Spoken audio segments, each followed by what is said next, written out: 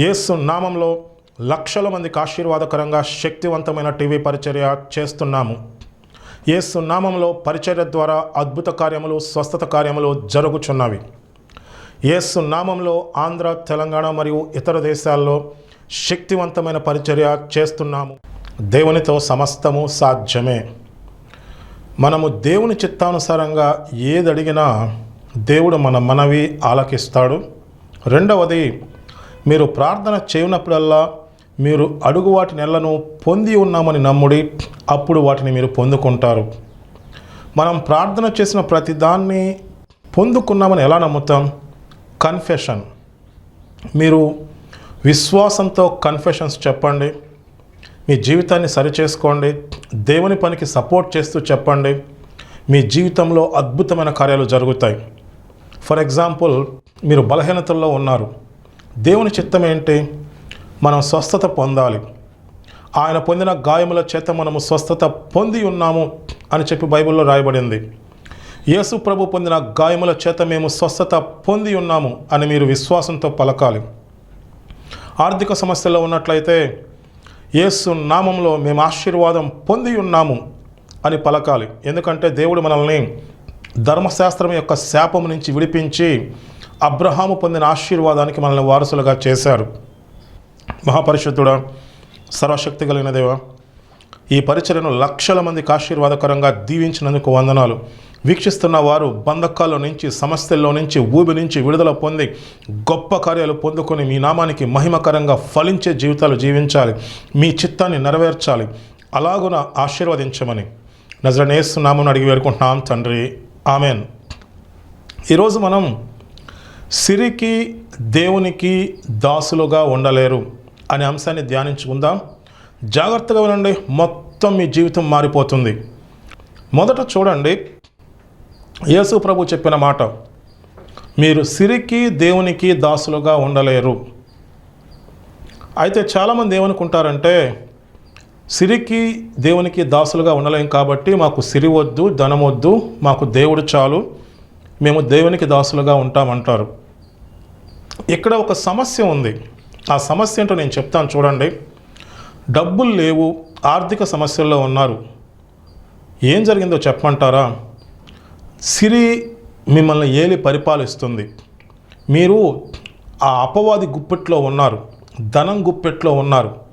మీరు ఎప్పుడు లెగవాలో, ఎప్పుడు పడుకోవాలో, ఏం చేయాలో ధనం నిర్ణయిస్తుంది. మీరు జీవితాంతం ధనం గురించి ఆలోచిస్తారు. మీరు జీవితాంతం డబ్బుని గురించి ఆలోచిస్తారు. మీరు దేవుని పని చేయలేరు, దేవుని పనికి ఇవ్వలేరు. మీరు ఎప్పుడు లేవాలో, ఎప్పుడు పడుకోవాలో కూడా ధనం నిర్ణయిస్తుంది. పిల్లలకు ఫీజులు కట్టలేక ఈ బంధకాల్లో జీవిస్తున్నారు.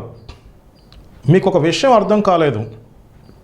సిరి మిమ్మల్ని పరిపాలిస్తుంది, ఏలి పరిపాలిస్తుంది, మిమ్మల్ని ఊబిలో ఉంచింది, మిమ్మల్ని బంధకాల్లో ఉంచింది.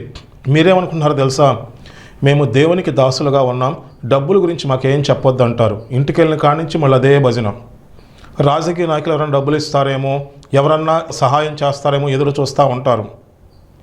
ఒక్కసారి ఆలోచించండి. మనం కరెక్ట్గా ఆలోచిస్తే దేవుడు ఏం చెప్తున్నాడు? మనం దేవునికి ప్రథమ స్థానం ఇవ్వాలి. మీరు దేవుని పనికి ఆర్థికంగా సహకరించారనుకోండి, నేను దైవ సేవకుడిని, నేను దేవుని పనికి ఇస్తాను. దేవుని పనికి ఇచ్చారంటే నేను దేనికి విలువ ఇస్తున్నాను? దేవునికి ప్రథమ స్థానం ఇస్తున్నాను. నేను దేవునికి దాసుడుగా ఉంటాను, సిరికి కాదు. నేను ఏలి పరిపాలించాలి. ఏలి పరిపాలించడం అంటే ఏంటో తెలుసా? యేసు ప్రభు ఏం చెప్పాడు? నేను మీకు సమృద్ధిని ఇస్తాను, సమృద్ధి అయిన జీవితాన్ని ఇస్తానని చెప్పాడు. యోహాను సువార్త 10వ అధ్యాయం 10వ వచనం చూడండి. చాలా గొప్ప మర్మం ఉంది. దొంగతనము, హత్య, నాశనము చేయుట తప్ప మరి దేనికి రాడు. యేసు ప్రభు ఏమంటాడు? నేను గొర్రెలకు జీవమును అది సమృద్ధిగా కలుగుటకు వచ్చిందని మీతో నిశ్చయముగా చెప్పుచున్నాను. మనకి సమృద్ధి ఉందనుకోండి, అపవాది మనల్ని కంట్రోల్ చేయలేడు. మనం సమృద్ధిలో ఉన్నాం. నేను సమృద్ధిలో ఉన్నాను, నేను దేవుని పనికి ఇస్తాను, నేను ఎప్పుడు పడుకోవాలో, ఎప్పుడు లెగవాలో, పిల్లలకు ఫీజు కట్టాలో వద్దో, దేవుని పనికి ఇవ్వాలా వద్దా, ధనం నన్ను శాసించదు. నేను ధనాన్ని శాసిస్తున్నాను. ఈ విషయం మీకు అర్థమైతే మొత్తం మీ జీవితం మారిపోద్ది. అపవాది దొంగతనము, హత్య, నాశనము చేయుట తప్ప మరి దేనికి రాడు. లెక్క లేనంతమంది క్రైస్తవుల్ని ఊబిలో ఉంచేశాడు. అపవాది వారిని ఏలి పరిపాలిస్తున్నాడు. ధనం వాళ్ళని ఏలి పరిపాలిస్తుంది. జాగ్రత్తగా వినండి. ధనం లేదు, ఆర్థిక సమస్యలు, ఆర్థిక ఇబ్బందులు అంటే ఏంటో తెలుసా? ధనం వాళ్ళని ఏలి పరిపాలిస్తుంది. ధనం ఏలి పరిపాలించడం అంటే దేవుని మాట వినే పరిస్థితి లేదు, సంఘానికి రావడానికి ఇబ్బంది, ఎప్పుడు లేవాలో ధనం నిర్ణయిస్తుంది, ఎప్పుడు పడుకోవాలో ధనం నిర్ణయిస్తుంది, ఏం కొనాలో ఏం కొనొద్దో ధనం నిర్ణయిస్తుంది, పిల్లల ఫీజులు కట్టాలా, పిల్లల్ని చదివించాలో వద్దా ధనం నిర్ణయిస్తుంది. ధనం ఊబిలో ఉన్నారు, ధనం ఏలి పరిపాలిస్తుంది. మరి మీరెప్పుడు ఏలి పరిపాలిస్తారు? మనం ఏలి పరిపాలించడం అంటే దేవునికి ప్రథమ స్థానం ఇవ్వాలి. దేవునికి ప్రథమ స్థానం ఇస్తున్నట్లు ఎలా తెలుస్తుంది? నేను దేవుని పనికి ఆర్థికంగా ఇస్తున్నాను అంటే నేను దేవునికి ప్రథమ స్థానం ఇస్తున్నాను. ధనం ఏలి పరిపాలించకుండా మనం ఎలా ఏలి పరిపాలిస్తాం? యేసు ప్రభు ఏం చెప్పాడు? నేను మీకు సమృద్ధి అయిన జీవాన్ని ఇస్తాను. మనం సమృద్ధిలో ఉంటే మనం ఏలి పరిపాలిస్తాం. ధనం నాతో చెప్పదు, నువ్వు పడుకో, నువ్వు లేవాలి, నువ్వు ఫీజు కట్టలేవు, నువ్వు దేవుని పనికి ఇవ్వలేవు, నువ్వు సంఘానికి వెళ్ళలేవు. ధనం నాతో చెప్పలేదు. నేను ఏలి పరిపాలిస్తున్నాను, నేను దేవుని పనికి ఇస్తాను, నేను దేవుని మాట వింటాను, నేను దేవునికి ప్రథమ స్థానం ఇస్తాను, నేను ఏలి పరిపాలిస్తున్నాను. దేవుడు మనము ఏలి పరిపాలించాలి అనుకుంటున్నాడు. జాగ్రత్తగా వినండి. ఈ విషయాన్ని అనేక మందికి తెలియచేయండి. అనేక మంది దైవజనులు, అనేక మంది విశ్వాసులు ఊబిలో జీవిస్తున్నారు, బంధకాల్లో జీవిస్తున్నారు. యేసు ప్రభు మన కోసం ప్రాణం పెట్టిన తర్వాత ఇలా బంధకాల్లో ఊబిలో జీవించాల్సిన అవసరం లేదు. ధనం మనల్ని శాసించడం ఏంటి? మనం ఎప్పుడు లెగాలో, ఎప్పుడు పడుకోవాలో, సంఘానికి వెళ్ళాలా వద్దా, పిల్లలకి ఫీజులు కట్టలేని పరిస్థితి, ఏం చేయలేని పరిస్థితి. ధనం మనల్ని శాసించడం ఏంటి? మనము ధనాన్ని శాసించాలి, దేవునికి ప్రథమ స్థానం ఇవ్వాలి. అది ఎలా జరుగుతుంది? దేవుడు మనకి సమృద్ధి ఇస్తాడు. మనకి సమృద్ధి ఉంటే ధనం మనల్ని కంట్రోల్ చేయదు. మనం మంచి హృదయం కలిగి దేవునికి ప్రథమ స్థానం ఇస్తే ధనం మనల్ని కంట్రోల్ చేయదు. దేవుని పనికి ఆర్థికంగా సహకరిస్తే ధనం మనల్ని కంట్రోల్ చేయదు.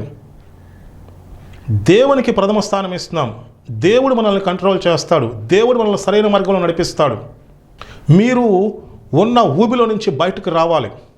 ఫస్ట్ ఏంటంటే అలైన్మెంట్, దేవునితో ఏకీభవించటం. నేను మీకు చెప్పింది అదే. ధనం విషయంలో దేవునితో ఏకీభవించాలి. ఈ విషయం మీకు అర్థం కావాలి. రెండవది అసైన్మెంట్. దేవుడు మనకు ఒక అసైన్మెంట్ ఇచ్చాడు. ధనం విషయంలో దేవుడు మనకు ఒక అసైన్మెంట్ ఇచ్చాడు. ధనం మొదటిది అని నేను చెప్పను. మొదట దర్శనం. ఆ దర్శనానికి దేవుడు అభిషేకం ఇస్తాడు. ఆ దర్శనం నెరవేర్చడానికి, భాగ్యము సంపాదించుకోవడానికి సామర్థ్యము దేవుడు ఇస్తాడు. జాగ్రత్తగా వినండి. మొట్టమొదట విలువైంది ఏంటంటే దర్శనం. ఆ దర్శనం నెరవేర్చబడటానికి దేవుడు అభిషేకం ఇస్తాడు. ఆ దర్శనం నెరవేర్చబడటానికి కావాల్సిన ధనం సంపాదించుకోవడానికి, భాగ్యము సంపాదించుకోవడానికి దేవుడు సామర్థ్యం ఇస్తాడు. ఈ సత్యాన్ని మీరు తెలుసుకోవాలి. మొదట స్థానం దేవునికి ఇవ్వాలి. నేను దైవజనుడిగా మొదటి స్థానం దేవునికి ఎలా ఇస్తాను? నేను దేవుని పనికి ఆర్థికంగా సహకరిస్తాను, దేవుని పనికి డబ్బులు ఇస్తాను అంటే నేను దేవునికి మొదటి స్థానం ఇస్తున్నాను. రెండవది, దేవుడు సమృద్ధి నాకు ఇస్తాడు. అది నమ్మాలి. చాలామంది అది నమ్మట్లేదు. దేవుడు సమృద్ధి ఇస్తానన్నా సరే వాళ్ళు స్వీకరించట్లా. నేను నమ్మాను, నేను స్వీకరించాను. సమృద్ధి ఉంటే ధనం నన్ను కంట్రోల్ చేయలేదు. మీరు ఆర్థిక సమస్యల్లో ఉన్నారనుకో, ధనం మిమ్మల్ని ఏలి పరిపాలిస్తుంది. మీకు అర్థమై ఉండాలి ఈ పాటకి. మీరు చర్చికి వెళ్ళాలా వద్దా, ఎప్పుడు లెగాలి, ఎప్పుడు పడుకోవాలి, ఎప్పుడు పరిగెత్తాలి, ఏం చేయాలో ధనం నిర్ణయిస్తుంది.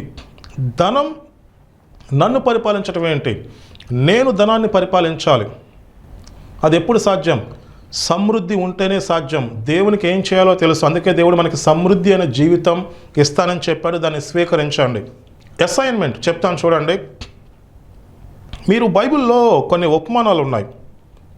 Parable of minas, parable of talents, తలాంతుల ఉపమానము. చూడండి ఎంత స్పష్టంగా బైబిల్లో ఓపెన్గా ప్లెయిన్గా ఉంటుంది, కానీ చాలామందికి అర్థం కాదు. తలాంతుల ఉపమానం చూడండి. ఒకనికి 5 తలాంతులు, ఒకనికి 2 తలాంతులు, ఒకనికి 1 తలాంతు ఇవ్వబడింది. దేని గురించి అది? ఆ ఉపమానం ఎందు గురించి యేసు ప్రభు చెప్పాడు? మనం పాటలు పాడతామనో ప్రార్థన చేస్తామనో దాని గురించి చెప్పాల, చర్చిలో పనిచేస్తామో ఆ విషయం కాదు అది. మనీ విషయంలో, డబ్బుల విషయంలో మనకు ఒక అసైన్మెంట్ ఉంది. మొదటగా మనం దేవునితో ఏకీభవించాలి మనీ విషయంలో. రెండవది ధనం విషయంలో మనకు ఒక అసైన్మెంట్. ఆ అసైన్మెంట్ ఏంటంటే 5 తలాంతులు తీసుకున్నవాడు మరి 5 తలాంతులు సంపాదించాడు. దేవుడు ఏమన్నాడంటే, బలా నమ్మకమైన మంచి దాసుడు, నువ్వు కొంచెంలో నమ్మకంగా ఉన్నావు కాబట్టి నిన్ను అనేకమైన వాటి మీద నేను నియమిస్తాను. నీకున్న 5 తలాంతులను ఇంకో 5 తలాంతులుగా నువ్వు చేయాలి. మనీ విషయంలో మనకు ఒక అసైన్మెంట్ ఉంది. నువ్వు ఉద్యోగం చేసో, బిజినెస్ చేసో, ఇన్వెస్ట్మెంట్ చేసో, నీకున్న 5 తలాంతులను ఇంకో 5 తలాంతులుగా నువ్వు చేయాలి. 2 తలాంతులు తీసుకున్న వ్యక్తి 2 తలాంతులని మరి 2 తలాంతులుగా చేస్తే దేవుడు ఏమంటాడు, బలా నమ్మకమైన మంచి దాసుడా, నువ్వు కొంచెంలో నమ్మకంగా ఉన్నావు కాబట్టి నిన్ను అనేకమైన వాటి మీద నియమిస్తాను, నీ యజమాని సంతోషంలో పాలు పంపులు పొందు అని చెప్తారు. ఇక్కడ 1 తలాంతు తీసుకున్న వ్యక్తి చూడండి, దేవుడు ఏం మాట్లాడతాడు. ఆయన 1 తలాంతును భూమిలో దాచిపెడతాడు. ఆయనకు భయం. ఇన్వెస్ట్ చేయటం, బిజినెస్ చేయటం, లేకపోతే జాబ్ ఇంకేదన్నా చేసి ఉన్నదాన్ని మనం డబల్ చేయాలి, ఉన్నదాన్ని ఎక్కువగా చేయాలి. అది దేవుడు మనకిచ్చాడు, అది అసైన్మెంట్ అన్నమాట. మనం అపవాది ఊబిలో ఉండాలని చెప్పి దేవుడు అనుకోవట్లా. దేవునికి మాత్రమే ఈ విషయం తెలుసు, చాలామంది క్రైస్తవులకు తెలియదు. Sacred financial assignment. ఎందుకు ఈ అసైన్మెంట్ ఉంది? 1 తలాంతు తీసుకున్న వ్యక్తి భూమిలో దాచిపెట్టాడు. దేవుడు ఏమంటాడంటే, నువ్వు ఆ తలాంతు సాహుకారుల యొద్ద ఉంచినా వాళ్ళు వడ్డీతో సహా ఇస్తారు. నువ్వు బ్యాంకులో ఉంచిన వడ్డీ వచ్చేది కదా, భూమిలో ఎందుకు దాచిపెట్టావు? ఈయన దగ్గర ఉన్న తలాంతు తీసి 10 తలాంతులు ఉన్నవానికి ఇచ్చేయమని చెప్తాడు. ఒకసారి ఆలోచించారా? ఎంత ఓపెన్గా, ఎంత ప్లెయిన్గా యేసు ప్రభు ఉపమానం చెప్తున్నారు. చాలామంది క్రైస్తవులకి ఈ విషయం అర్థం కాదు. పాటలు పాడమంటున్నారు, చప్పట్లు కొట్టమంటున్నారు, ప్రార్థన చేయమంటున్నారు. నా తలాంతు నేను ఉపయోగించాలి. ఏ తలాంతును ఉపయోగించేది? సమస్య ఎక్కడుంది? యేసు ప్రభు డబ్బుల గురించి మాట్లాడుతున్నారు. Sacred financial assignment. డబ్బుల విషయంలో మనకు ఒక అసైన్మెంట్ ఉంది. డబ్బు మనల్ని ఏలి పరిపాలించకూడదు. దేవునికి ప్రథమ స్థానం ఇచ్చి మనము ఏలి పరిపాలించాలి. అది మన అసైన్మెంట్. మళ్ళా చెప్తున్నాను, డబ్బు మనల్ని ఏలి పరిపాలించకూడదు. దేవునికి ప్రథమ స్థానం ఇచ్చి మనం ఏలి పరిపాలించాలి. నువ్వు ఆర్థిక సమస్యల్లో ఉంటే, ఇబ్బందుల్లో ఉంటే, డబ్బు కింద బానిసగా నువ్వు బ్రతుకుతున్నావు. డబ్బు నిన్ను శాసిస్తుంది. నువ్వు ఎప్పుడు లేవాలో శాసిస్తుంది, ఎప్పుడు పడుకోవాలో శాసిస్తుంది. నువ్వు సంఘానికి వెళ్ళే పరిస్థితి ఉండదు, నువ్వు పిల్లలకు ఫీజు కట్టలేని పరిస్థితి ఉంటుంది, నువ్వు ఏం చేయాలో డబ్బు చెప్తా ఉంటుంది. నువ్వు బానిసగా ఉంటున్నావు. నువ్వు బానిసగా ఉన్నావని చెప్పి దేవునికి తెలుసు. నువ్వు ఊబిలో ఉండిపోయావు. ఊబిలో ఉండిపోయి నువ్వేం చెప్తున్నావు అంటే, నేను దేవుణ్ణి కలిగి ఉన్నాను, డబ్బు గురించి నా దగ్గర మాట్లాడొద్దు అంటున్నావు. అజ్ఞానంలో ఉండిపోయారు. మనం అజ్ఞానంలో జీవించడానికి కాదు, నా జనులు జ్ఞానము లేని వారే నశించిపోతున్నారని చెప్పి బైబిల్లో ఉంది. సత్యాన్ని ఇంత ఓపెన్గా ఉంటే మనం తెలుసుకోవాలి కదా. అలాగే మీనాల ఉపమానం. 10 మీనాలు ఇస్తారు దేవుడు. ఇచ్చినప్పుడు మొదట అతను ఏం చేస్తాడు? దేవుడిచ్చిన మీనా వలన 10 మీనాలు సంపాదిస్తాడు. అప్పుడు దేవుడు ఏమంటాడు? బలా నమ్మకమైన మంచి దాసుడా, నువ్వు కొంచెంలో నమ్మకంగా ఉన్నావు కాబట్టి నిన్ను 10 పట్టణాల మీద నియమిస్తాను. ఇంకొక అతను తన మీనా వలన 5 మీనాలు సంపాదిస్తాడు. దేవుడు ఏమంటాడు? బలా నమ్మకమైన మంచి దాసుడా, నువ్వు కొంచెంలో నమ్మకంగా ఉన్నావు కాబట్టి నిన్ను 5 పట్టణాల మీద నియమిస్తాను. మరి ఇంకొక అతను తను దాన్ని దాచిపెడతాడు. నువ్వు విత్తని చోట కోయి వాడవు, చలని చోట పంట కూర్చుకుని వాడవని నేను ఎరుగుదును అని చెప్పి అంటాడు. దేవుడు ఏమంటాడు? సోమరివైన చెడ్డదాసుడా, వీరి దగ్గర ఉన్న మీనా తీసి ఆ 10 మీనాలు ఉన్న వానికి ఇవ్వమని చెప్తాడు. ఒకసారి ఆలోచించండి, ఇంత ఓపెన్గా, ఇంత ప్లెయిన్గా బైబిల్లో ఎందుకుంది? ఎందుకుందంటే నువ్వు ఏలి పరిపాలించాలి. నువ్వు సిరికి దాసులుగా నువ్వు ఉండకూడదు. నువ్వు సిరికి దాసులుగా ఉండకూడదు. నువ్వు ఏలి పరిపాలించాలి. నువ్వు ఏలి పరిపాలించాలంటే దేవుడు చెప్తున్నాడు, నేను మీకు సమృద్ధిని ఇస్తాను. దేవుడిచ్చే సమృద్ధిని మనం తీసుకోవాలి. యేసు ప్రభు సిలువలో వెల చెల్లించాడు. ఆ సమృద్ధి ఇవ్వటం కోసం. ఏదైనా వనంలో సమృద్ధి ఉంది. యేసు ప్రభు శిలువలో వెల చెల్లించి బైబిల్లో ఎంత స్పష్టంగా రాయబడిందంటే, ఆయన ధనవంతుడై ఉండి తన దరిద్రము వలన మనము ధనవంతులు కావాలని చెప్పి ఆయన మన కోసము దరిద్రుడాయను. మన దరిద్రాన్ని తీసివేయడం కోసం యేసు ప్రభు శిలువలో మన కోసం దరిద్రుడయ్యాడు. మనల్ని స్వస్థపరచడం కోసం ఆయన వీపు నాగలి చాలు వలె దున్నబడింది. మనకి నిత్యజీవం ఇవ్వటం కోసం ఆయన ప్రాణం పెట్టేశాడు, ఆఖరి రక్తబొట్టు వరకు చిందించాడు. ఎందుకో చెప్పనా? రోగాలు బలహీనతలు నిన్ను ఏలి పరిపాలించకూడదు. ధనం నిన్ను ఏలి పరిపాలించకూడదు. నువ్వు పరిపాలించాలి, నువ్వు ఏలి పరిపాలించాలి. నువ్వు దేవునికి లోబడాలి. నువ్వు దేవుని పనికి ఇస్తున్నావు అంటే దాని అర్థం ఏంటి? నువ్వు దేవునికి లోబడ్డావు, నువ్వు ఏలి పరిపాలిస్తున్నావు, నీకు సమృద్ధి ఉంది. నువ్వు యేసు నామములో స్వస్థత పొందుకుని ఉన్నావు, నువ్వు ఏలి పరిపాలిస్తున్నావు. నువ్వు రోగాల కింద దాసుడివై లేవు, నువ్వు ధనం కింద దాసుడివై లేవు. అసైన్మెంట్, దేవుడు మనకిచ్చిన అసైన్మెంట్. నేను బైబిల్లో ఇలా ప్రకటన గ్రంథంలో చదివాను, పిరికి వారు చేతగాని వారు దేవుని రాజ్యానికి వారసులు కారు అని ఉంది. ఒక్కసారి షాక్ అయ్యాను. ఇదంతా సంఘాల్లో ఎందుకు చెప్పట్లేదు? ఏం జరుగుతుంది? వితండవాదం ఎందుకు వినిపిస్తుంది? నేను కొన్ని విషయాలు తెలుసుకుని సంఘంలో చెప్దామంటే ఆ వాతావరణం కనపడట్లేదు. ఎక్కడో తేడా ఉంది. ప్రార్థన చేసిన తర్వాత ఒకసారి వినండి. డిసెంబర్ నెల 2024 సంవత్సరం 3వ తారీఖు నేను బాగా విసుకుపోయాను. దేవా, మీ పని చేద్దాం అనుకుంటున్నాను, ఇంత మీ పని కోసం చేస్తున్నాను, మీరు చెప్పింది నేను చేస్తున్నాను, నేను ఇలా అయితే చేయలేను అని నేను ప్రార్థన చేశాను. ఆ రోజు రాత్రి దేవుడు నాకు దర్శనం చూపించాడు. వినండి ఒకసారి ఆ దర్శనం. మా ఊర్లో ఒక కాలువ ఉంది. ఆ కాలువ ఒక రేవు ఉందన్నమాట. ఆ దర్శనంలో ఆ కళలో నేను నడుచుకుంటూ వెళ్తుంటే ఆ రేవు దగ్గర సిమెంట్ మొత్తం చేసి ఉంటుంది అనమాట. కొద్దిమంది ఏదో చూస్తున్నారు. మా సంఘంలో విశ్వాసి ఒక అతను నడుచుకుంటూ వెళ్తున్నాడు. ఏంటి అక్కడ అందరూ ఏం చూస్తున్నారంటే, ఆయన చెప్పాడు, ఇక్కడ 2 దెయ్యాలు చచ్చిపోయి ఉన్నాయని చెప్పాడు. నేను అటు వెళ్ళి చూశాను. చాలా పెద్దగా 2 దెయ్యాలు అనమాట కల్లో కనపడింది, చచ్చిపోయి ఉన్నాయి అవి. నేను తెల్లారి లెగిశాను. తెల్లారిపాటికి పరిస్థితి మొత్తం మారిపోయింది. అంతకుముందు 1 నెల 2 నెలల నుంచి నేను ప్రయత్నం చేస్తున్నాను, సత్యాన్ని బోధించాలి. ఇప్పుడు నేను టీవీ ప్రోగ్రాంలో చెప్తున్న సత్యాన్ని సంఘంలో బోధించాలంటే పని అవ్వట్లా. రకరకాల ఆటంకాలు, విశ్వాసుల ద్వారా లేకపోతే ఇంకో రకంగా రకరకాలుగా అన్ని ఆటంకాలు వస్తున్నాయి. గందరగోళం అయిపోతుంది. అంటే అపవాది జనాల్ని మాయలో ఉంచుతున్నాడు. అపవాది జనాల్ని బంధకాల్లో ఉంచుతున్నాడు. వితండవాదం చేసేలా చేస్తున్నాడు. వితండవాదం ఏంటంటే, నేను దేవునికి లోబడి ఉన్నానని పైకి చెప్పుకుంటున్నారు, కానీ సిరికి దాసులుగా జీవిస్తున్నారు. ఎప్పుడు చూసినా డబ్బే, జీవితాంతం డబ్బే. డబ్బు లేకపోతే రేపు తినడానికి ఏంటి? డబ్బు లేకపోతే పిల్లలకు ఫీజులు ఏం కట్టాలి? ఎప్పుడు లెగాలి? ఏం పని చేయాలి? ఏంటి పరిస్థితి? డబ్బు వాళ్ళని ఏలి పరిపాలిస్తుంది. అలా డబ్బు మనల్ని ఏలి పరిపాలించాలి అని చెప్పి దేవుడు అనుకోవట్లేదు. ఈ సత్యం మీరు తెలుసుకోవాలి, అందరికీ తెలియచేయాలి. దేవుడి ఉద్దేశం ఏంటి మనం తెలుసుకోవాలి. మనకి సేక్రెడ్ ఫైనాన్షియల్ అసైన్మెంట్ ఉంది. మనం ధైర్యంగా ముందుకెళ్ళాలి. దేవుడు మనకి 5 తలాంతులు ఇస్తే, డబ్బు గురించి దేవుడు మాట్లాడుతున్న 5 తలాంతులని 10 తలాంతులు చేయాలి. మనం సమృద్ధిలో ఉండాలి. సమృద్ధిలో ఉండి ధనం మన మీద ఏలుబడి చేయటం కాదు, మనం ఏలి పరిపాలించాలి. దేవునికి లోబడాలి. నువ్వు దేవునికి లోబడాలని ఎలా తెలుస్తుంది? నువ్వు దేవుని పనికి ఇస్తే దేవునికి లోబడినట్టే. నువ్వు దేనికి విలువిస్తున్నావో తెలుస్తుంది. నువ్వు దేవుని పనికి ఆర్థికంగా సపోర్ట్ చేసావనుకో, దేవునికి లోబడి ఉన్నావు, నువ్వు ఏలి పరిపాలిస్తావు.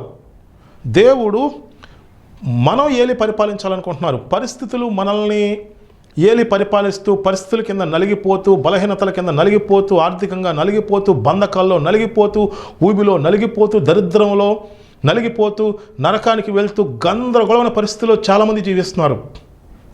దేవుణ్ణి ఎరిగిన వాళ్ళు ఊబిలో జీవిస్తున్నారు, బంధకాల్లో జీవిస్తున్నారు, అపవాది మాయలో జీవించేస్తున్నారు. నాకు అర్థం కాలా. దేవుడు మన కోసం ప్రాణం పెట్టాడు కదా, ఎలా జరుగుతుంది? ఇలా ఎందుకు జరుగుతుందంటే దేవుడు నాకు బయలుపరిచాడు. అపవాది అలా చేస్తున్నాడు. అపవాది మాయ. మనం సత్యాన్ని తెలుసుకోవాలి. సత్యం ఎలా తెలుస్తుంది? లూకాసు వార్త 16వ అధ్యాయం 11వ వచనం. ఈ లోక ధన విషయంలో మీరు నమ్మకంగా లేకపోతే సత్యమైన ధనం మీకు ఎవరిస్తారు? నేను ఈ లోక ధన విషయంలో నమ్మకంగా దేవుని పనికి ఇచ్చాను. దేవుని పనికి ఇచ్చినప్పుడు ఒక్కసారి నా కళ్ళు తెరవబడినాయి. దేవుడు నాకు బయలుపరిచాడు.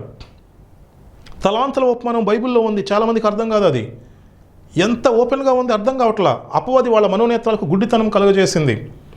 నేను దేవుని పనికి డబ్బులు ఇచ్చిన తర్వాత దేవుడు నా ఆత్మీయనేత్రాలు తెరవ చేశాడు. దేవుడు నాకు అభిషేకం ఇచ్చాడు. దేవుడు నాకు జ్ఞానం ఇచ్చాడు. అప్పుడు నాకు అర్థమైంది, ఓహో ఇదా సత్యం, అపవాది ఇలా బంధకాల్లో ఉంచుతుందా అని నాకు అర్థమైంది. అప్పుడు నేను దేవుణ్ణి అడిగాను, దేవా నాకు సమృద్ధి కావాలి, మీరు నా కోసం ప్రాణం పెట్టాడు. మీరు ధనవంతులై ఉండి మీ దరిద్రం వల్ల మేము ధనవంతులు కావాలని చెప్పి మా కోసం మీరు దరిద్రులుగా మారారు. నాకు సమృద్ధి కావాలి. ధనం నన్ను పరిపాలించకూడదు. ధనం ఊబిలో నేను ఉండకూడదు. నేను ఎప్పుడు లెగాల ఎప్పుడు పడుకోవాలా ధనం నాకు చెప్పకూడదు. నేను దేవుని పనికి ఇవ్వాలా వద్దని చెప్పి ధనం నన్ను శాసించకూడదు. పిల్లలకు ఫీజులు కట్టాలా కట్టలేనని చెప్పి ధనం నన్ను శాసించకూడదు. నేను ధనాన్ని శాసించాలి. నేను ధనాన్ని ఎప్పుడు శాసిస్తాను? దేవుడు చెప్పాడు, నేను మీకు సమృద్ధిని ఇస్తాను. నేను సమృద్ధిలో ఉంటా. ఇప్పుడు నేను ధనాన్ని శాసిస్తాను. ధనం నాకు చెప్పేది ఏంటి? నేను దేవుని పనికి ఇస్తాను. నేను దేవుని పనికి ఇచ్చినప్పుడు దేవుడు నాకు సమృద్ధి ఇస్తూ ఉంటాడు. నేను మళ్ళా దేవుని పనికి ఇస్తాను. నేను ధనాన్ని శాసిస్తాను.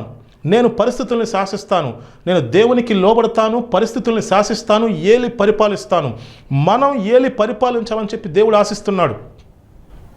తర్వాత రిఫర్మేషన్ అంటే ఇది అనేక మందికి తెలియచేయాలి. అనేక మంది ఈ బంధకాల్లో ఊబిలో జీవిస్తున్నారు. సకల జనులకు సువార్త ప్రకటించాలి. ఎలా ప్రకటిస్తా? నీ దగ్గర ఏమీ లేవు, నువ్వు బంధకాల్లో ఉన్నావు. నువ్వు చెప్పిన మాట ఎవరు వింటారు? నువ్వు ఎన్ని సంవత్సరాలు చెప్పినా ఎవరో వింటలేదు. అంటే నేను ధనం ఒక్కటి ఉంటే వింటారని చెప్పట్లా. మొదట దర్శనం ఉండాలి. ఆ దర్శనానికి దేవుడు అభిషేకం ఇస్తాడు. దర్శనం నెరవేరాలంటే అభిషేకం ఉండాలి. మనం దేవునితో సహవాసం కలిగి దేవునిలో ఎదుగుతూ దేవునిలో బలపడుతూ ఉంటే, మెయిన్గా దేవుని పనికి ఇస్తూ ఉంటే దేవుడు సత్యమైన ధనం ఇస్తాడు. దేవుడు అభిషేకం ఇస్తాడు. దేవుడు ట్రైనింగ్ ఇస్తాడు. మొదటిది దర్శనం. మనం ఒక దర్శనంతో ముందుకెళ్ళాలి. ఆ దర్శనంతో ముందుకెళ్ళినప్పుడు ఆ దర్శనం నెరవేరాలంటే ఏం కావాలో తెలుసా? అభిషేకం కావాలి. దేవుడిచ్చే అధికారం కావాలి. దేవుడు అనేకమైన మర్మాలు బయలుపరుస్తాడు, అభిషేకం ఇస్తాడు. అవి మెయిన్, దర్శనం, అభిషేకం. ఇంకో విషయం ఉంది. ఆ దర్శనం నెరవేర్చబడటం కోసం భాగ్యము సంపాదించుకోవడానికి దేవుడు మనకి సామర్థ్యం ఇస్తాడు. ఆ విషయాన్ని మర్చిపోతున్నారు. ఎవరో వస్తారు, ఏదో చేస్తారు. ఎవరో వచ్చి ఏది చేసేదేంటి? దేవుడు మనకి సామర్థ్యం ఇస్తాడు. ద్వితీయోపదేశకాండం 8వ అధ్యాయం 18వ వచనం, దేవుని నిబంధన స్థాపించబడటం కోసం మనము భాగ్యము సంపాదించుకోవటానికి సామర్థ్యము దేవుడిస్తాడు. దేవుడు కదా ఇచ్చేది. ఐశ్వర్యము, గొప్పతనము దేవుని వల్ల కలుగుతుంది. బైబిల్లో రాయబడి ఉంది. మనం సత్యాన్ని సరిగ్గా తెలుసుకోవాలి. దేవుని యొక్క ఉద్దేశం ఏంటో నేను చెప్తాను చూడండి. మనము తరతరాలుగా మన పిల్లల పిల్లలు అపవాది బంధకాల్లో నుంచి, ఊబిలో నుంచి, దరిద్రంలో నుంచి, నరకం నుంచి విడిపించబడి మనం రాజవంశంలోకి రావాలి. దేవుడు రాజులకు రాజు. మనం రాజవంశంలోకి రావాలి.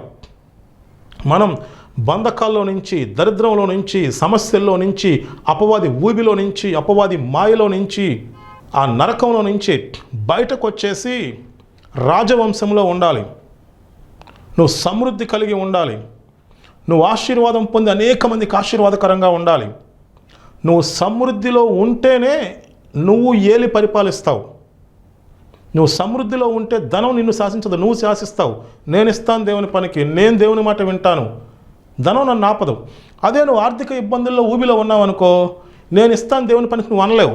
ఎందుకంటే ధనం నిన్ను శాసిస్తుంది. నేను ఇద్దాం అనుకున్నా ఇవ్వలేవు.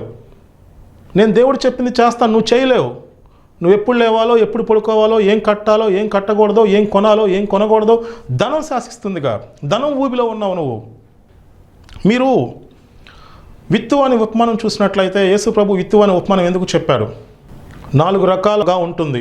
అంటే త్రోవ పక్కన పడిన విత్తనం, రాతి నెలన పడిన విత్తనం, ముళ్ళ పొదల్లో పడిన విత్తనం, మంచి నెలన పడిన విత్తనం. మంచి నెలన పడిన విత్తనం ఒకటి 30 దంతులుగాను, 60 దంతులుగాను, 100 దంతులుగాను ఫలిస్తుంది. ఏం చెప్తున్నాడు యేసు ప్రభు మనకి? మనము 30 దంతులుగా, 60 దంతులుగా, 100 దంతులుగా ఫలించాలి. మనకున్న అసైన్మెంట్ అది, మనకున్న బాధ్యత అది. ఇవన్నీ మాకు తెలియదండి. యేసు ప్రభువుని అంగీకరించాం, ఆయన ఎప్పుడు వస్తాడో, రావా తీసుకెళ్ళవా అని ఎదురు చూస్తున్నాం. నువ్వు అపవాది మాయలో ఉన్నావు. నువ్వు ఈ టైంలో భూమి మీద ఎందుకున్నావో తెలుసా? భూమి మీద ఉన్న సమస్యలకు పరిష్కారం నీ దగ్గర ఉంది. నువ్వు దేవునితో ఏకీభవిస్తే దేవుడు చెప్తాడు, దేవుడు నిన్ను బలపరుస్తాడు. ఆ సమస్యకి పరిష్కారం ఏంటో నీ ద్వారా దేవుడు తెలియచేస్తాడు. నువ్వు అందుకు కదా ఉన్నది. మనం దేవుని చిత్తాన్ని నెరవేర్చడానికి ఉన్నాం. మనము దేవుని చిత్తాన్ని నెరవేర్చడానికి ఉన్నాం. మనం ఏలి పరిపాలించడానికి ఉన్నాం.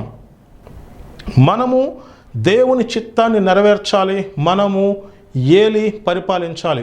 ప్రతి ఒక్కరి పట్ల దేవుడు గొప్ప ఉద్దేశాలు కలిగి ఉన్నాడు. యేసు ప్రభు నూతన నిబంధనలో 4 సువార్తలు చూడండి, ఎక్కువ ధనం గురించే చెప్పాడు. ఎక్కువ ధనం గురించే ఉంది. దాని గురించి సరిగ్గా ఆలోచిస్తే మీ జీవితం మారిపోద్ది. ఒకసారి మీరు సరిగ్గా ఆలోచించండి. ఈ వాక్యం వింటున్న అనేక మంది ధనానికి బానిసలుగా ఉన్నారు. ధనం వాళ్ళని శాసిస్తుంది. వాళ్ళు ఎప్పుడు లెగవాలో, ఎప్పుడు పడుకోవాలో, దేవుని పనికి ఇద్దామన్నా ఇవ్వలేరు. ఎప్పుడు చూసిన ధనం గురించే. పిల్లల పరిస్థితి ఏంటి, పెళ్ళిళ్ళు ఎలా చేయాలి, ఎలా చదివించుకోవాలి, ఇల్లు ఎలా కట్టాలి, అది ఎలా చేయాలి. ధనం వాళ్ళని శాసిస్తుంది. ఊబిలో ఉండిపోయారు. దేవుడు చెప్తున్నాడు, నేను మీకు సమృద్ధిని ఇవ్వడానికి వచ్చాను. దేవునితో ఏకీభవించండి. నాకు సమృద్ధి కావాలని చెప్పండి. దేవుని పనికి ఆర్థికంగా సహకరించండి. దేవుని పనికి ఆర్థికంగా ఇస్తే ఏం జరుగుతుందో తెలుసా? మీరు దేవునికి మొదటి స్థానం ఇస్తున్నారు. అప్పుడు దేవుడు మీకు సమృద్ధి ఇస్తాడు. నాకు అలాగే దేవుడు సమృద్ధి ఇచ్చాడు. దేవుడు సమృద్ధి ఇస్తాడు. మీరు ఏలి పరిపాలించాలి. మీకు ఆ ఫ్రీడమ్ అన్నమాట. సమృద్ధిలో ఉంటారు, మీకు ఆ ఫ్రీడమ్ ఉంటుంది. ధనం చెప్పింది మీరు చేయటం ఏంటి? మీరేలు పరిపాలించాలి. మీరు దేవుడు చెప్పింది చేయాలి. మీరు దేవుని చిత్తాన్ని నెరవేర్చాలి. దేవుడు చెప్తున్నాడు, మనకి ఒక అసైన్మెంట్ ఉంది. మనం నూరంతలుగా ఫలించాలి. ఆమెన్. దేవుడు మిమ్మల్ని ప్రేరేపించినట్లయితే ఈ పరిచర్యకు ఆర్థికంగా సహకరించండి. నేను మీ గురించి ప్రార్థన చేస్తాను. మహాపరిశుద్ధుడా, సర్వశక్తి కలిగిన దేవా, నాయనా, చాలామంది మీ ప్రజలు అజ్ఞానంలో ఉన్నారు. సిరికి దాసులము కాదు కాదు అంటూనే సిరి వాళ్ళని పరిపాలిస్తుంది. దానికి పరిష్కారం ఏంటంటే, మీరు మాకు సమృద్ధిని ఇస్తానని చెప్పారు. మేము సమృద్ధిలో ఉంటే ధనం మా మీద పరిపాలన చేయలేదు. మేము మీ పనికి ఇస్తే మేము మీకు దాసులుగా ఉంటాం. మేము ఏలి పరిపాలిస్తాం. ఈ సత్యాన్ని ప్రతి ఒక్కరూ తెలుసుకోవాలి. మాకు ఒక అసైన్మెంట్ ఇచ్చారు. మేము ఫలించి అభివృద్ధి చెందాలి. మేము నూరంతలుగా ఫలించాలని అసైన్మెంట్ ఇచ్చారు. ఈ సత్యం ప్రతి ఒక్కరు తెలుసుకోవాలి. ప్రతి ఒక్కరి ఆత్మీయతలు తెరువ చేయమని నజరేయుని యేసు నామమున అడిగి వేడుకుంటున్నాం తండ్రి. ఆమెన్.